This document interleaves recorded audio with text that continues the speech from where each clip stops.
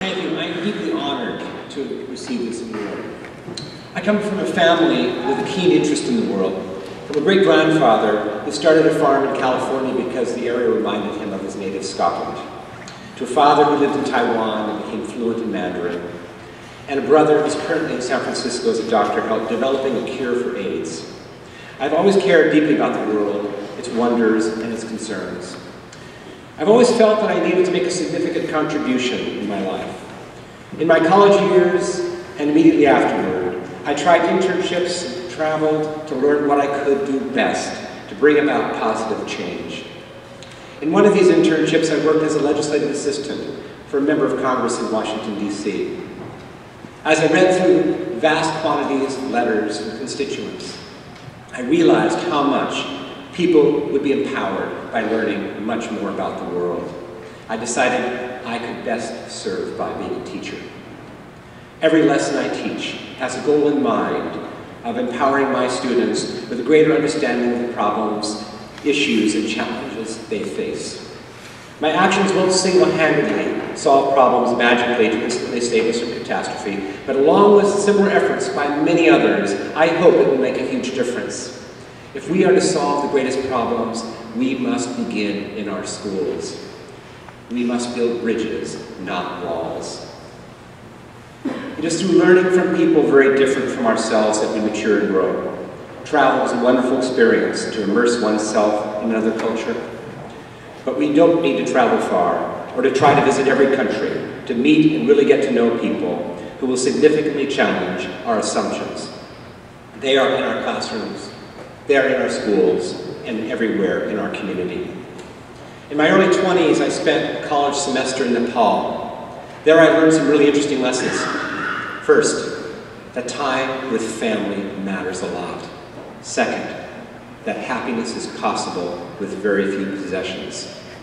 Third, that societies live without garbage collection when they produce no garbage. And lastly, that trusting friendships can be made within a few minutes.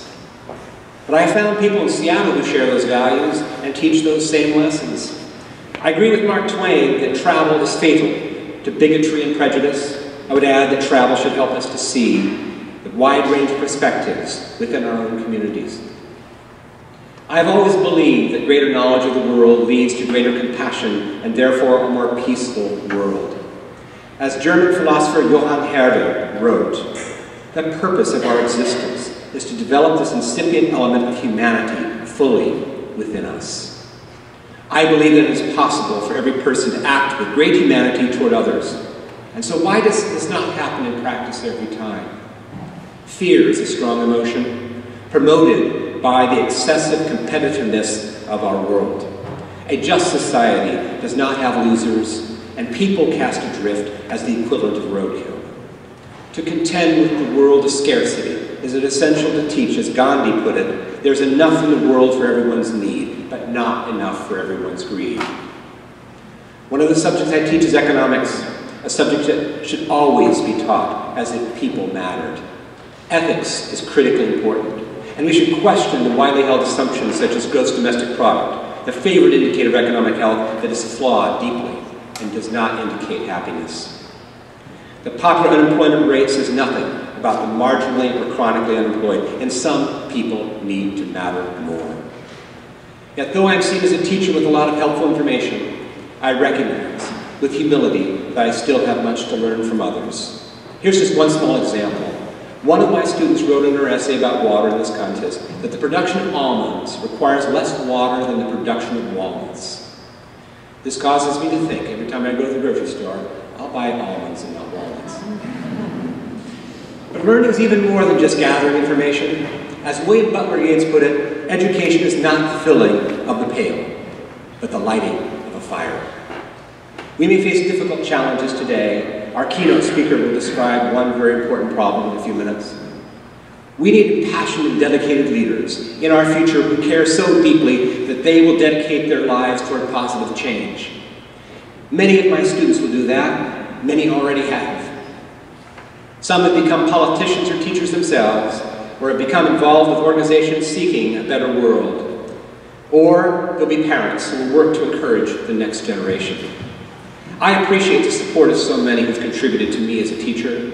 My colleagues at University Prep have often given me useful advice and support, as have teaching colleagues throughout our region, including the Washington State Council for Social Studies. This award is also a reflection of my students' enthusiasm to learn about the world. I also appreciate the close connections I have with schools and people in Japan and New Zealand. The sharing of ideas via Skype, or even better in person, is so powerful. My wife Renata from Germany has been amazing in her support in so many ways. And I want to tell you something, you'll never learn more about another culture than if you marry someone from that culture. In a most important way, the mission of teachers and the mission of the World Affairs Council are the same. We seek to enlighten people about the world. We work toward a greater understanding to solve the difficult problems of our time. Most of all, we work toward greater compassion toward one another. For it is only when we see the humanity in each person on this earth that we will coexist peacefully. Thank you again.